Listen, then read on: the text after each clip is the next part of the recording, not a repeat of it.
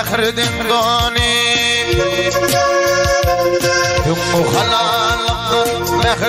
Nurgylyjow Maňa eneleriň hüwdisin beriň.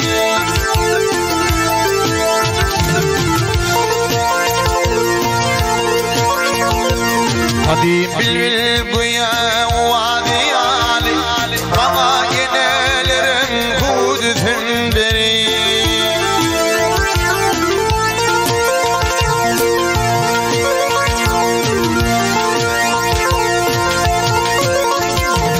Yatmadıyım uzak gece yatmayın, geçmişin geleceğin yükünü katlayın.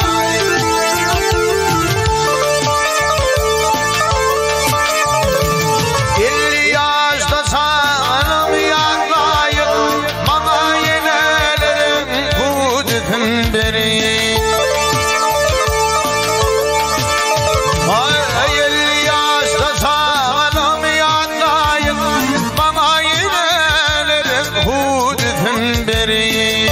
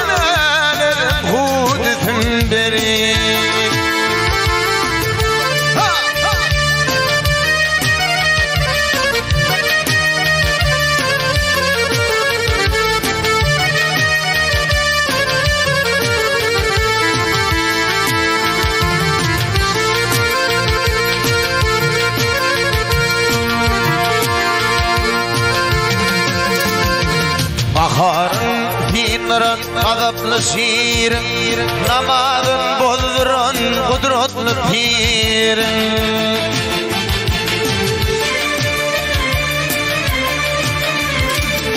İki zat verecek bolsamız birin, Maňa eneleriň hüwdisin beriň. İki zat verecek bolsamız birin, iki